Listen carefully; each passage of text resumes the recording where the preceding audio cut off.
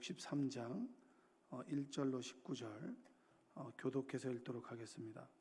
에돔에서 오는 이 누구며 붉은 옷을 입고 보스라에서 오는 이 누구냐? 그의 화려한 의복 곧 의복 큰 능력으로 걷는 이가 누구냐? 그는 나이니 공의를 말하는 이요 구원하는 능력을 가진 이니라.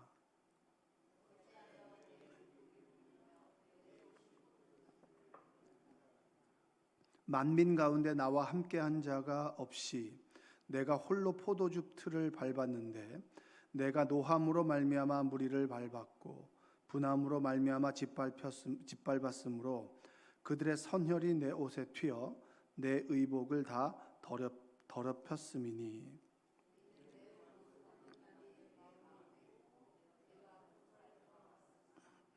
내가 본즉 도와주는 자도 없고 붙들어 주는 자도 없으므로 이상하게 여겨 내 팔이 나를 구원하며 내 분이 나를 붙들었음이라.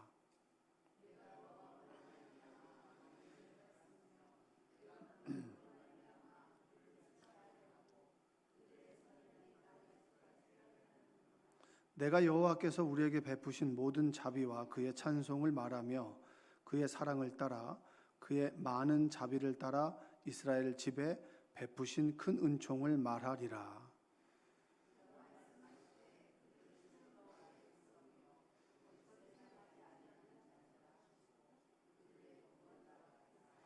그들의 모든 환난에 동참하사 자기 앞에 사자로 하여금 그들을 구원하시며 그의 사랑과 그의 자비로 그들을 구원하시고 옛적 모든 날에 그들을 드시며 안으셨으나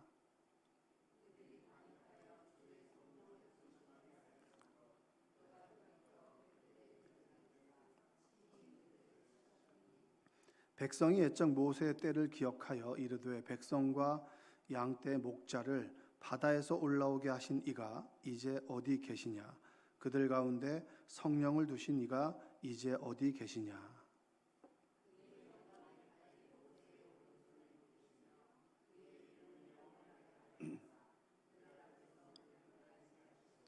그들을 기품으로 인도하시되 광야에 있는 말같이 넘어지지 않게 하신 이가 이제 어디 계시냐?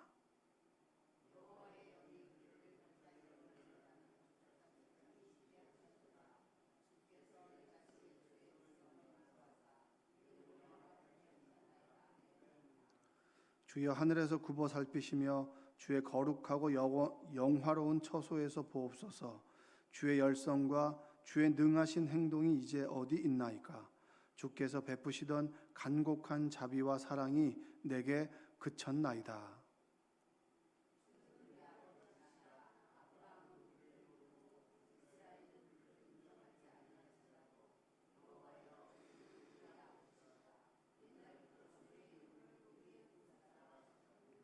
여호와여 어찌하여 우리로 주의 길에서 떠나게 하시며 우리의 마음을 완고하게 하사 주를 경외하지 않게 하시나이까? 원하건대 주의 종들 곧 주의 기업인 지파들을 위하사 돌아오시옵소서.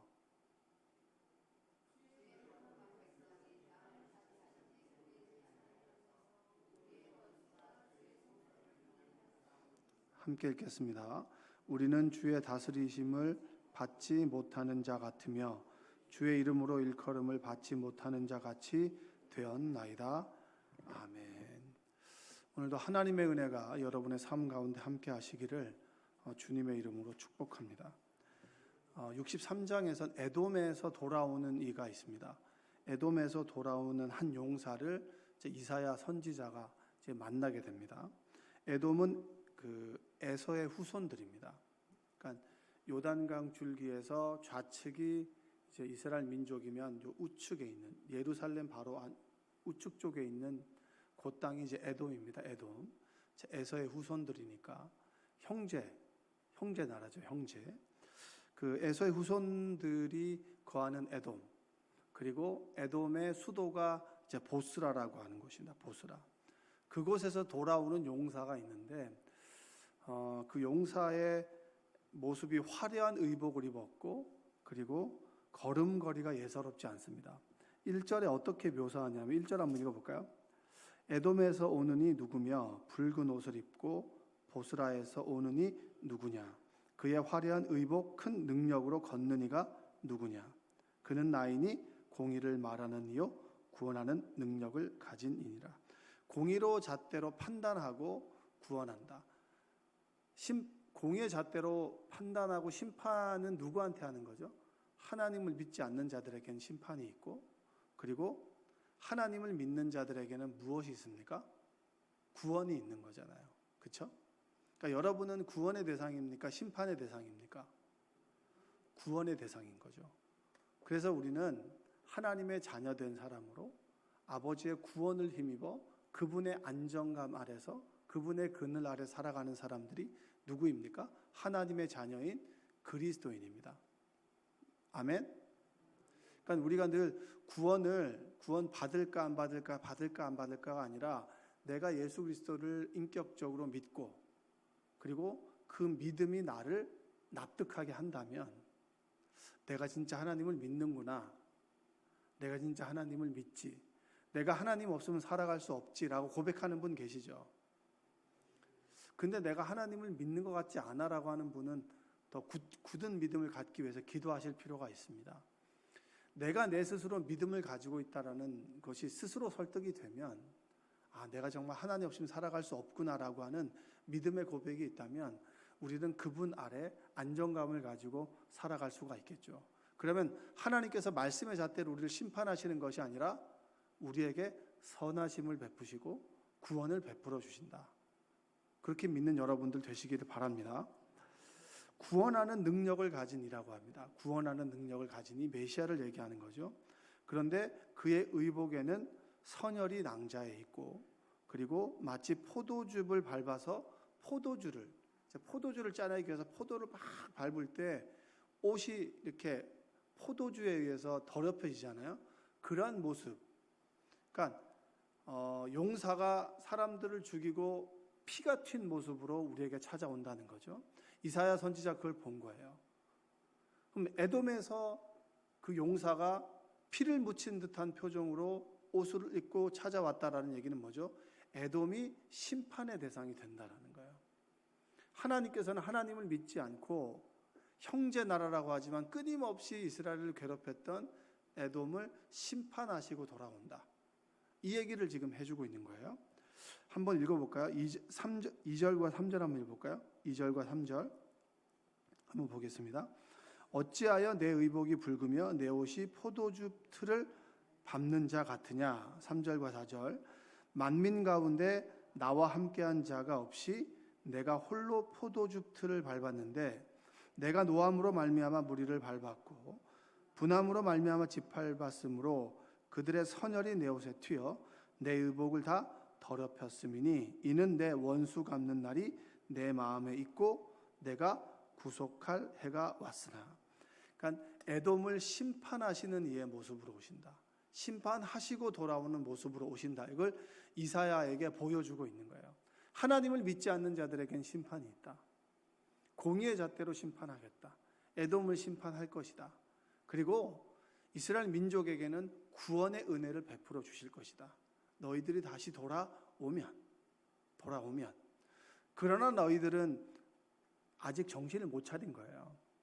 끊임없이 우상을 섬기고 그리고 하나님을 떠난 모습으로 너희들에게 있지만 너희가 돌아오면 내가 구원을 베풀어 주실 것이다.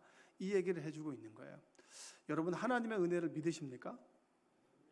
믿는 자들에게 구원을 베풀어 주시는 하나님의 사랑을 믿고 고백하시나요? 그것이 깨달아졌으면 좋겠어요. 우리는 늘 심판받을 사람이다라고 하는 두려움이 아니라 내가 하나님의 자녀이고 하나님 안에 거한다라고 하는 그 안정감을 좀 가지고 살아갔으면 좋겠어요. 하나님께서 우리를 빚으시고 이끌어 가신다. 그것이 바로 지금 이사야 선지자가 63장을 통해서 우리에게 해주고 있는 거예요. 에돔은 심판이 되지만 우리에게는 하나님의 선하심을 베풀어 주신다. 이 얘기를 해주고 싶은 겁니다. 로마서 8장 1절과 2절에 보면 그러므로 이제 그리스도 예수 안에 있는 자에게는 결코 정죄함이 없나니 이는 그리스도 예수 안에 있는 생명의 성령의 법이 죄와 사망의 법에서 너를 해방하였습니다. 그러니까 우리는 죄인으로 칭하고 너희들은 심판을 받을 사람이 아니고 정죄함이 없고 그리고 우리에게는 생명의 성령의 법이 우리 안에 있다.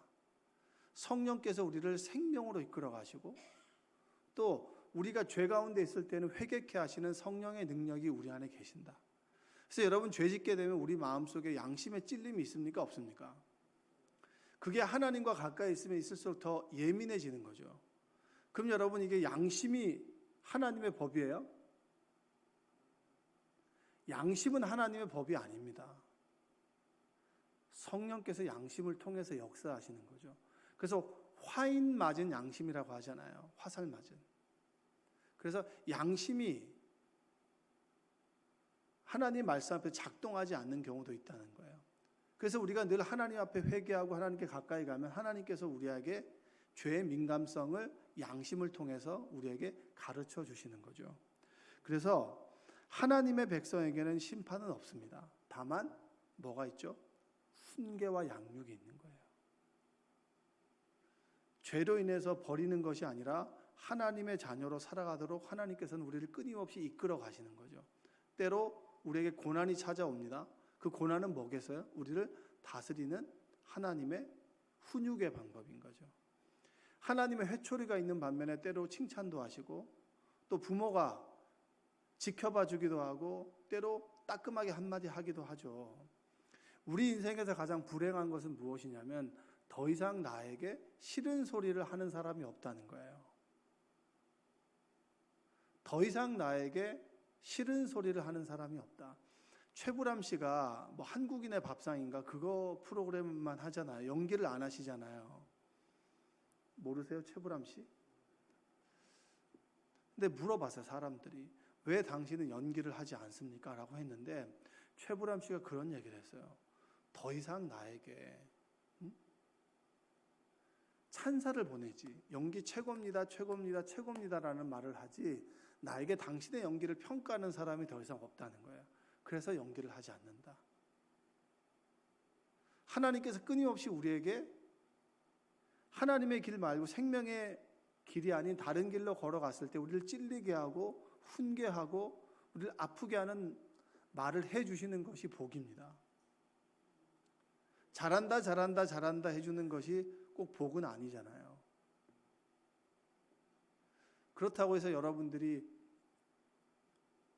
목사님 설교는 그렇게 하는 건 아니고요. 목사님 이렇게 얘기해 주십시오라고 할 필요는 없어요. 그건 여러분 말고 다른 사람들이 충분히 한단 말이죠. 그런 거 하지 말고 여러분은 말씀대로 살아가시면 되는 거예요. 괜히 여러분들이 자꾸 이제 목회자를 가르칠 필요가 전혀 없어요. 하나님께서 어떠한 방법을 통해서든 목회자는 가르칩니다. 가르치고 때로 메마른 광야 같은 삶을 걸어가게 하시고 때로 은혜를 베풀어 주시고 끊임없이 만들어 가시는데 여러분들이 그런 역할을 하실 필요는 없다. 아시겠죠? 하나님께서 여러분의 삶을 이끌어 가십니다. 때로 누군가를 통해서 하나님의 말씀을 통해서 여러분을 깨우치실 때 그 말씀을 하나님께서 나에게 주시는 말씀으로 받아 안고 그 말씀대로 살아가는 것이 우리에게 복이에요. 훈육이고 양육이 되는 겁니다. 에돔을 심판하고 돌아오고 선하심을 베풀어 주는 이에게 하나님께서는 끊임없이 하나님의 선하심을 말씀하시는데 그것을 알아듣지 못하는 이스라엘의 모습이 바로 7절과 14절에 있는 내용이에요. 한번 9절 한번 읽어볼까요? 9절 그들의 모든 환난에 동참하사 자기 앞에 사자로 하여금 그들을 구원하시며 그의 사랑과 그의 자비로 그들을 구원하시고 옛적 모든 날에 그들을 드시며 안으셨으나 근데 그들의 영적 상태가 이스라엘의 영적 상태가 꽤 좋지 않아요. 좋지 않고 하나님의 선하심을 베풀매도 불구하고 그것을 깨닫지 못해요. 그리고 하나님의 사랑은 그대로 베풀어 주시지만 하나님과 내가 멀어져 있다라고 느끼는 그런 영적인 상태를 가지고 있는 거예요. 이스라엘 민족들이. 그럴 때 우리는 어떻게 기도해야 되는가? 여러분들이 성전에 늘 나와서 하나님께 나아오지만 뭔가 이 기도의 줄이 잡히지 않고 하나님과 내가 통하지 않는다라고 여길 때가 여러분 있습니까? 없습니까? 내 기도를 왜 들으시지 않는 듯한 그런 느낌이 들 때가 있잖아요. 어느 때는 정말 하나님께서 내 기도를 들으시지만 어떤 때는 하나님과 나 사이에 뭔가 벽이 있는 듯한 느낌이 들 때가 있어요. 그때 우리는 어떻게 기도하면 좋을까요? 15절과 19절에 보면 이사야의 기도가 있습니다. 이스라엘 민족들이 이렇게 기도했으면 좋겠다라는 마음으로 해주신 이사야의 기도가 있어요. 간구가 있습니다. 전 여러분들이 그러한 기도를 꼭 좀 드렸으면 좋겠어요. 15절부터 쭉 읽어 나가다 보면 내가 이런 기도를 했으면 좋겠다. 실제로 내가 하는 기도도 있고 또 우리가 배워야 될 기도도 있겠죠. 자, 한번 읽어보겠습니다. 15절 한번 읽어볼게요. 주여 하늘에서 굽어 살피시며 주의 거룩하고 영화로운 초소에서 보옵소서. 주의 열성과 주의 능하신 행동이 이제 어디 있나이까? 주께서 베푸시던 간곡한 자비와 사랑이 내게 그쳤나이다. 하나님의 사랑과 은혜가 내게 그쳤습니다. 이럴 때 우리는 어떻게 기도해야 될까요? 뭔가 하나님의 은혜가 나에게 멈춘 것 같은, 내가 점점 더 메말라가는 듯한, 나는 하나님 앞에 있지만 정말 내가 사랑하는 내 이웃들, 내 가족이 하나님으로부터 점점 더 멀어져 있을 때 그들을 위해서 어떻게 기도해야 될까요? 저는 이렇게 기도합니다. 주님, 저를 불쌍히 여겨 주십시오. 한번 따라서 해볼까요? 주님, 저를 불쌍히 여겨 주십시오. 교우들을 위해서 기도하다 보면 이 기도가 나올 때가 많아요. 하나님, 저 권사님을, 저 집사님을 불쌍히 여겨 주십시오. 정말 미워하다가도 연약해서 죄 가운데 넘어지고 그리고 하나님을 떠나서 내 힘으로 살아보려고 하는 사람들을 볼 때, 또 그러한 내 모습을 볼 때 참 불쌍하다 여겨지지 않습니까? 참 하나님의 은혜 가운데 살아가면 되는데 내 힘으로 아둥바둥 살아가는 모습을 보면 스스로가 불쌍하게 여겨진다라고 느낄 때가 없으세요? 전 그럴 때가 참 많아요. 참 내 인생이 불쌍하다. 그래서 난 주님이 필요하다. 주님, 저를 불쌍히 여겨 주십시오. 주님, 우리 아들을, 우리 딸을 불쌍히 여겨 주십시오. 주님, 내 남편을, 내 아내를 불쌍히 여겨 주십시오. 아둥바둥 말씀대로 살아가려고 하는데 참 부족하고 연약해서 넘어질 때가 참 많이 있습니다. 주님, 불쌍히 여겨 주십시오. 주님, 우리 생명나무 교회를 좀 불쌍히 여겨 주시고, 참 힘든 상황 속에서도 말씀대로 살아가려고 정말 아둥바둥 살아갑니다. 그러나 때로 죄 가운데 넘어지기도 하고 말씀 가운데 살아가면서 기쁨 가운데 살아가기도 합니다. 이 땅 위에서 불완전하게 살아가는 우리를 불쌍히 여겨 주십시오. 한번 고백해요. 주님, 우리를 불쌍히 여겨 주십시오. 여러분의 기도 가운데 이 기도가 있었으면 좋겠어요. 우리가 참 대단한 것 같지만 대단하지 않은 거 알잖아요. 참 말씀대로 살아가려고 하지만 우리는 늘 말씀을 떠나 살고 내 힘대로 살아가려고 하고 내 잣대로 다른 사람들을 자꾸 판단하잖아요. 제가 설교 준비를 하고 말씀을 읽으면서 하나의 깨달음을 얻었어요. 뭐냐면 다 아는 거지만 이런 겁니다. 내가 깨달은 것이 내가 사는 것은 아니라는 거예요. 무슨 말씀인지 아시죠? 근데 설교하다 보면 내가 깨달은 것을 내가 살아가는 것처럼 때로 생각할 때가 많아요. 말씀 가운데 성령께서 참 좀 아둔하고 그리고 부족한 나에게 깨달음을 주셨죠. 그 깨달음을 주신 하나님이 대단한 거예요. 저를 깨닫게 하신 게. 근데 그 깨달음을 내가 살아가는 것처럼 착각해서 여러분들에게 이야기하고 여러분들을 평가할 때가 간혹 있다는 거예요. 그럴 때마다 제가 굉장히 부끄럽습니다. 깨달은 대로 살아가는 건 아닌데, 깨달은 대로 살아가기 위해서 아둥바둥 살아가는데, 살아가는 것처럼 흡사 내가 하나님인 것처럼 사람들을 판단하고 그리고 사람들을 평가할 때가 있더라는 거죠. 여러분들도 아마 그럴 거예요. 설교 말씀을 딱 들었는데 이거구나라고 하는데 이것이 다른 사람에게 잣대가 돼서 그 사람들을 자꾸 평가하고 그리고 그 사람들을 자꾸 가르치려고 할 때가 얼마나 많이 있습니까? 배워야 할 때가 더 많은데, 실제로 여러분과 대화하다 보면 제가 신앙 가운데 배워야 할 점들이 더 많이 있는데, 목사라고 하는 것 때문에, 설교를 한다라고 하는 것 때문에 내가 깨달은 것을 그대로 살아가는 것처럼 자꾸 사석에서 설교할 때가 참 많이 있습니다. 우리를 불쌍히 여겨 주옵소서. 그렇지 않은데 그런 것처럼 살아가는 우리의 모습을 주님 불쌍히 여겨 주옵소서. 여러분들의 기도 가운데 이 기도가 있었으면 좋겠어요. 16절 한번 읽어볼까요? 16절. 주는 우리 아버지시라. 아브라함은 우리를 모르고 이스라엘은 우리를 인정하지 아니할지라도 여호와여 주는 우리 아버지시라. 옛날부터 주의 이름을 우리의 구속자라 하셨거늘. 17절. 여호와여 어찌하여 우리로 주의 길에서 떠나게 하시며 우리의 마음을 완고하게 하사 주를 경외하지 않게 하시나이까. 원하건대 주의 종들 곧 주의 기업인 지파들을 위하여 돌아오시옵소서. 아버지 하나님, 우리에게 은혜를 베풀어 주옵소서. 전 이렇게 기도합니다. 하나님이 내 아버지 되시고 아버지 저에게 은혜를 베풀어 주십시오. 우리의 기도 가운데 이 기도가 빠지지 않았으면 좋겠어요. 사랑받지 못할 사람이에요. 하는 행동이나 생각이나 그런 걸 보면 사랑받을 만한 구석이 없어요. 그런데 아버지 되신 하나님께서 사랑을 베풀어 주시잖아요. 그게 얼마나 감사합니까? 근데 하나님께서는 무엇을 기뻐하실까요? 내가 살아가는 작은 소소한 삶 속에서 아버지의 은혜가 깨달아질 때, 그것을 하나님의 은혜라고 고백할 때 하나님 기뻐하지 않으실까요? 어제 저희 아들과 통화를 하는데 무슨 수업 시간에 아버지에 관한 짧은 글을 읽었는데 제가 생각이 났다는 거예요.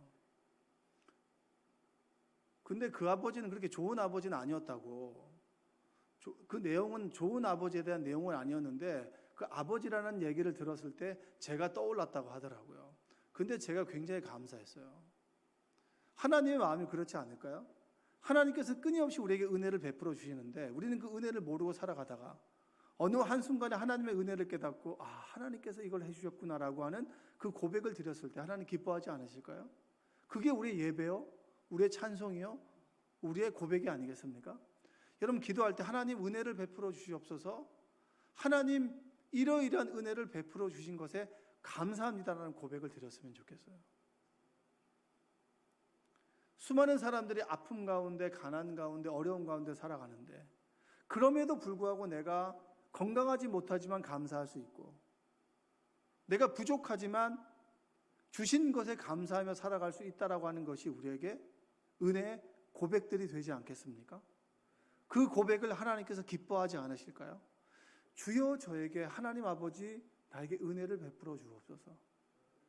그렇게 기도했는데 내 소소한 이 삶이 하나님의 은혜였구나라고 하는 고백을 하나님께 드린다면 하나님께서 얼마나 기뻐하실까요?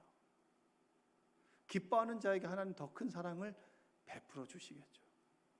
그 사랑 가운데 살아가는 여러분들 되시기를 바랍니다. 하나님은 하나님을 믿지 않는 자들은 심판하시죠. 공의의 하나님이에요. 그러나 하나님을 믿는 우리에게는 그의 선하심을 베풀어 주십니다. 근데 그 선하심을 베풀어 주심에도 불구하고 선하심을 깨닫지 못하고 살아가는 우리에게 이사야는 어떻게 기도하라? 하나님 아버지 우리에게 은혜를 베풀어 주옵소서. 우리를 불쌍히 여겨 주시옵소서. 라고 기도하라고 우리에게 가르쳐주고 있어요. 여러분 우리의 이 기도가 하나님과의 친밀함이 회복되고 하나님과 가까워지고 더 큰 하나님의 은혜를 덧입는 시간 되시기를 주님의 이름으로 축복합니다. 기도하겠습니다. 사랑과 은혜가 풍성하신 아버지 하나님 감사합니다. 사랑받을 자격이 없고 하나님의 선하심을 입을 환경과 여건도 되지 않지만 그분의 사랑으로 우리를 품어주심에 감사합니다. 우리를 불쌍히 여겨 주시옵소서. 하나님 아버지 우리에게 은혜를 베풀어 주시옵소서. 하나님 은혜가 없이면 단 하루도 살아갈 수 없는 우리임을 주님 고백하오니 하나님 오늘 이 시간에 우리를 불러주심에 감사합니다. 우리에게 크나큰 하나님의 사랑을 베풀어 주시고 은혜 가운데 은혜를 떠나지 않는 삶이 될 수 있도록 우리를 인도하여 주옵소서. 예수님의 이름으로 기도합니다. 아멘.